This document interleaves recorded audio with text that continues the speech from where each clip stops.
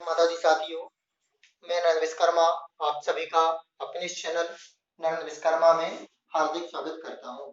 आज मैं आपको class 8 subject math exercise 1.1 question अंक के क्वेश्चन हल करवाऊंगा। तो देखें, अभी तक इसके पहले जो क्वेश्चन है मैं हल करवा चुका हूं। आप प्लेलिस्ट में जाकर देख सकते हैं। आज का प्रश्न क्रमांक 8, क्या -1 सही 1/8 का गुणात्मक प्रतिलोम 8/9 है? क्यों अथवा क्यों नहीं? यदि है तो क्यों, नहीं तो क्यों? तो पहली नंबर दे दे नहीं। अब नहीं है तो क्यों नहीं है? तो क्योंकि, तो देखें, सबसे पहले -1 सही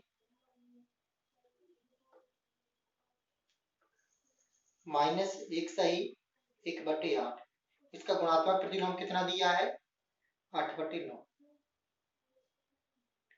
तो इसको जो मिश्र भिन्न है इसे विषम भिन्न में परिवर्तित करेंगे तो बनेगा -9/8 गुणित 8/9। ये 8 से 8 क्रॉस हो जाएगा, 9 से 9 क्रॉस हो जाएगा, तो कितना बचा? -1। तो देखें, जो गुणात्मक प्रतिलोम की शर्त होती है वो होती है कि हम यदि किसी भी संख्या का गुणात्मक व्युत्क्रम करें तो उसका मान 1 आना चाहिए। तो क्या 1 के बराबर है? तो चूंकि -1 बराबर नहीं है 1 की, इस कारण से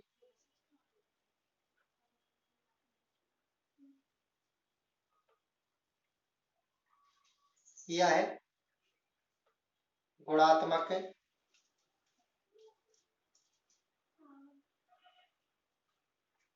प्रतिलोम नहीं है।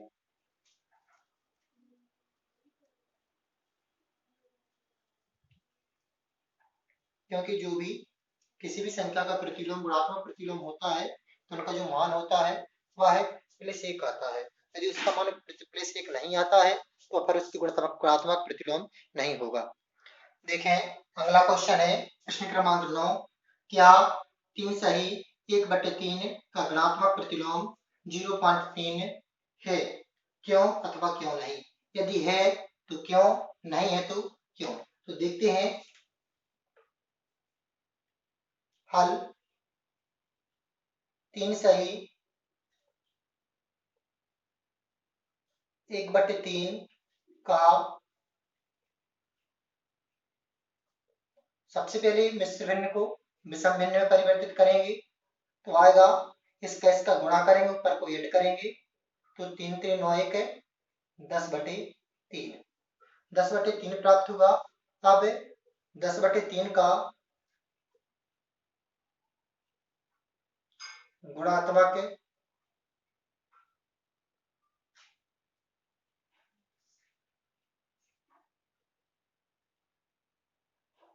प्रतिलोम कितना आएगा? तो जो नीचे ऊपर कर देंगे उसको तो आएगा 3/10। तो सबसे पहले लेकिन यहाँ पर हाँ लिख देना और इसके आगे लिख देना क्योंकि। इसके आगे क्या लिखना है? क्योंकि, या फिर बाद में लिख देंगे तो 3/10। अब इसके बाद 3 सही 3/1, 3 सही 1/3 को हमने मिश्र भिन्न थी तो उसको विषम भिन्न में परिवर्तित किया, फिर उसको विषम भिन्न परिवर्तित करने के बाद 10/3 प्राप्त हुआ। 10/3 का गुणात्मक प्रतिलोम है जो 3/10 है। कितना होता है? 3/10। अब चूंकि 0.3 है, इसको लिख देंगे नीचे 0.3 का दशमलव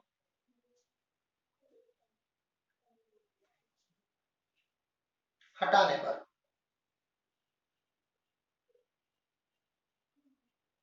दशमलव हटाएंगे तो क्या प्राप्त होगा?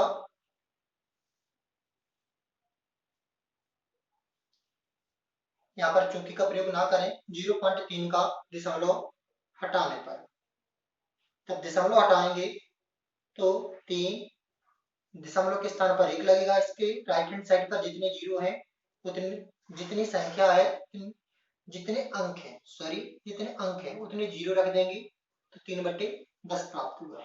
तो 3/10 और इसका मान क्या है, बराबर है। अतः 3 सही 1/3 का गुणात्मक प्रतिलोम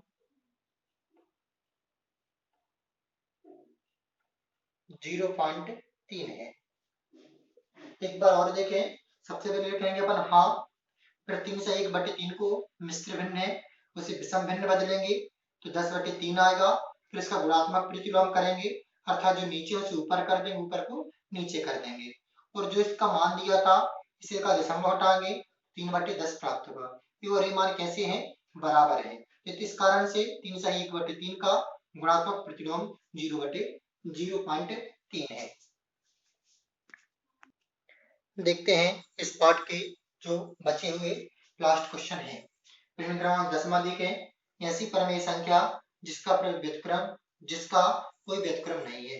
तो जैसे कि मैंने आपको स्टार्टिंग में बताया था कि P/Q में जो परमेय संख्या होती है, P/Q क्या है, परमेय संख्या, ठीक है, इसमें Q कभी भी 0 के बराबर नहीं होता है। तो ऐसी जो परमेय संख्या है वह है आपकी क्या होगी, जिसके Q क्या नहीं हो सकता, कभी भी 0 के बराबर नहीं होता है। तो ऐसी परमेय संख्या जिसका कोई व्युत्क्रम नहीं होता, तो हम ऐसी परमेय संख्या लिख सकते हैं 0, क्योंकि इसके नीचे एक तो हो सकता है, लेकिन हम उसका व्युत्क्रम करेंगे तो क्या आएगा, क्योंकि मैंने आपको स्टार्टिंग में बताया था कि जिसे हम P/Q के रूप में व्यक्त कर सकते हैं वह परमेय संख्या है, लेकिन Q बराबर नहीं कभी होता है 0। तो हम अर्थात कहने का तात्पर्य है ऊपर 0 हो सकता है लेकिन नीचे 0 नहीं हो सकता है। 0/Q तो हो सकता है लेकिन Q/0 नहीं हो सकता। तो हम 0/1 लिखेंगे तो इसका व्युत्क्रम क्या बना, 1/0। क्या इसका व्युत्क्रम हो सकता है, नहीं हो सकता है। तो ऐसी परमेय संख्या जिसका कोई व्युत्क्रम नहीं है वह आपकी क्या है, 0। तो 0 का कभी भी कोई व्युत्क्रम नहीं होता।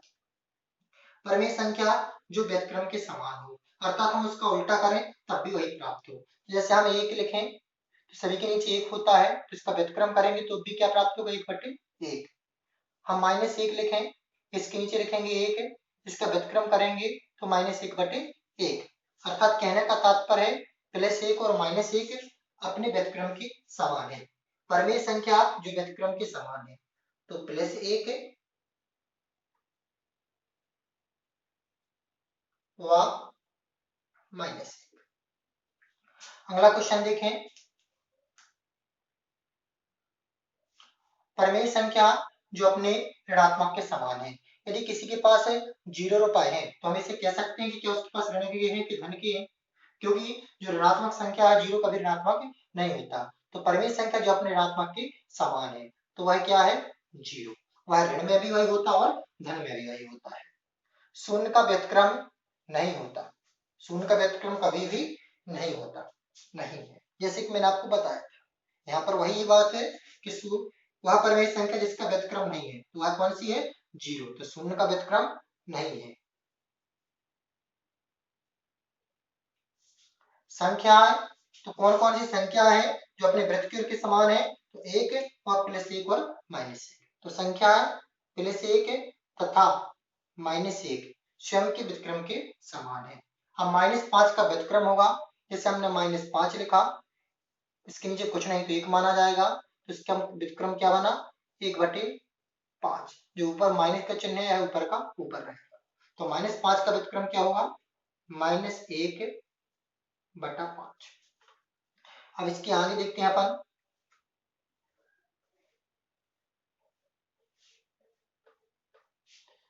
एक बटे एक्स का व्युत्क्रम होगा। तो 1/x व्युत्क्रम का तात्पर्य होता है गुणात्मक प्रतिलोम, या गुणन प्रतिलोम भी व्युत्क्रम है। तो 1/x का गुणक प्रतिलोम या व्युत्क्रम क्या होगा कि ऊपर नीचे की संख्या कहाँ चली जाएगी, ऊपर, ऊपर की कहाँ जाएगी, नीचे, तो क्या हो जाएगा, x। दो परमेय संख्या गुणनफल हमेशा परमेय होता है। क्या होता है, परमेय। हम किन्हीं भी दो परमेय संख्याओं का गुणन करते हैं तो उनका गुणनफल हमेशा परमेय होता है। किसी धनात्मक परमेय संख्या का व्युत्क्रम धनात्मक धनात्मक होता है, हमेशा क्या होता है, धनात्मक।